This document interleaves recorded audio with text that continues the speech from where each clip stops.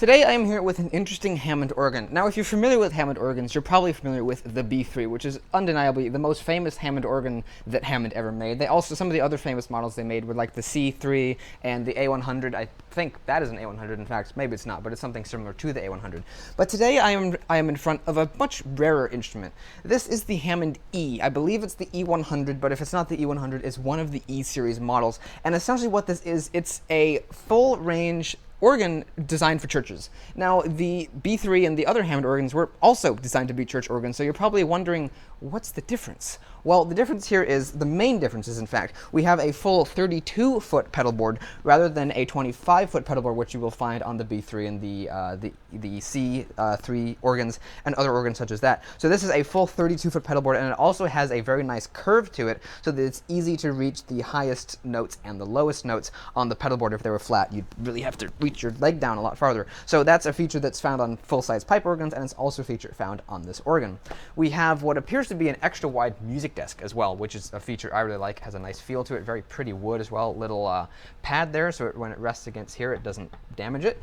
And you have features very similar to that of a B3. We have drawbars. These ones control the upper manual, these ones control the lower manual, and these ones control the pedal. And then you also have a volume switch, a vibrato for the swell and great manuals, the upper and lower manuals, and all of that is basically the same as the B3. I think this knob is slightly different than the one that came on my B3, but other than that, this whole area is basically the same. We also have percussion features up here, which is a feature exclusive to the B preset on the upper manual. I'll demonstrate that right now, in fact. Basically, it just adds a little bit of a pop to the high end of the instrument. You can make it be the third harmonic as well, and the second. It has a very nice sound to it, and it sounds like there's a little bit of reverb going on too. I don't know if that tone cabinet over there has reverb, or if it's just the natural reverb of the room or something. It has a very, very nice sound. Now, the interesting thing about the Hammond E, besides the very big pedal board, the very big music desk, and the slightly different case design, is over here we have extra large buttons that control the pedal. Now, as you can see, the drawbars for the pedal are completely off, but when I hit sounds, the pedals, they make sounds very much like a pipe organ would.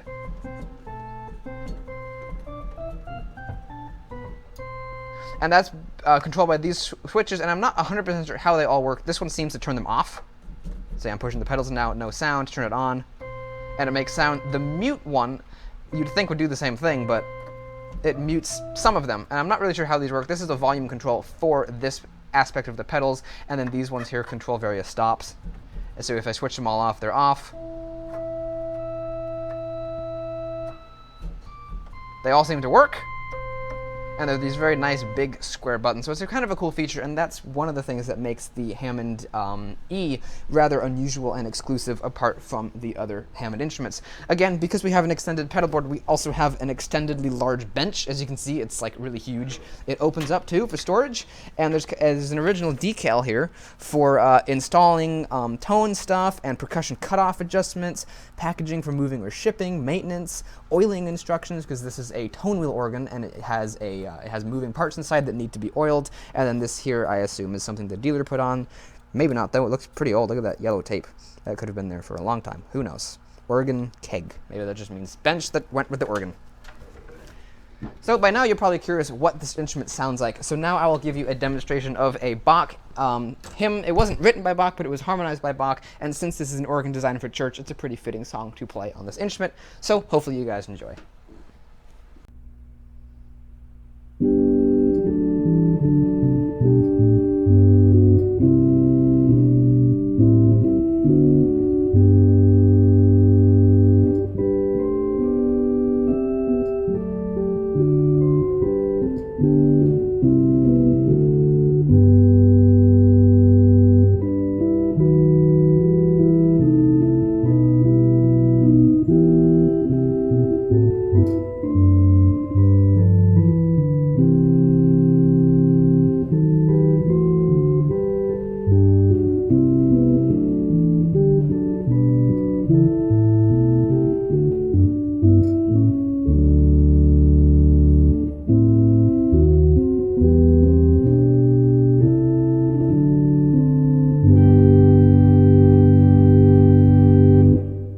forgot that I had the pedal set to a completely different sound than normal, so when I pushed it at the end there, it was these sounds instead of this, which is what it normally would be. I forgot that was a thing, and so I pushed it like I normally did, and it was just squeaked. So that was my fault. Sorry about that. But that's an intended feature of this. You can add that to the normal pedal sounds.